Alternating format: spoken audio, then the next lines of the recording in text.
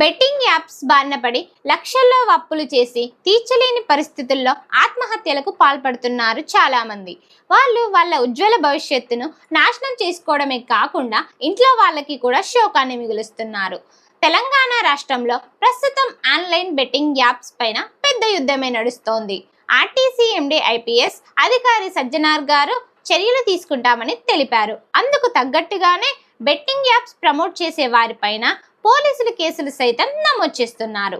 తెలంగాణ, ఆంధ్రప్రదేశ్, తమిళనాడులో online betting apps పైన పూర్తిగా నిషేధం అమల్లో ఉంది. మరికొన్ని రాష్ట్రాల్లో నియంత్రిత బెట్టింగ్ అమల్లో ఉంది. మన రాష్ట్రంలో బెట్టింగ్లో పాల్గొన్న, నిర్వహించిన జరిమానాతో పాటు జైలు శిక్షలు కూడా అమల్లో ఉన్నాయి. తెలంగాణ గేమింగ్ యాక్ట్ 2017 ద్వారా ఆన్లైన్ బెట్టింగ్లో పాల్గొంటే 1 సంవత్సరం జైలు శిక్షతో పాటు 5,000 రూపాయల జరిమానా ఉంటుంది. బెట్టింగ్ బారిన పడి చాలా మంది అమాయకులు తమ ప్రాణాలను సైతం కోల్పోయే పరిస్థితులు ఏర్పడుతున్నాయి. ఇప్పటికే ఇలాంటి కేసులు దినపత్రికల్లో చూడాల్సి వస్తుంది. బెట్టింగ్ యాప్స్ ప్రమోట్ చేస్తున్న అందరిపై చర్యలు తీసుకోవాలని ఆశిస్తూ ఈ యాప్స్ ప్రమోషన్తో పాటు నిర్వాహకులపై చర్యలు తీసుకోవాలని మేము కోరుకుంటున్నాం. సే నో బెట్టింగ్ యాప్స్ అనే నినాదం మీరు కూడా ఫాలో అవుతారని ఆశిస్తూ మీ answer and fact channel. Thanks for watching.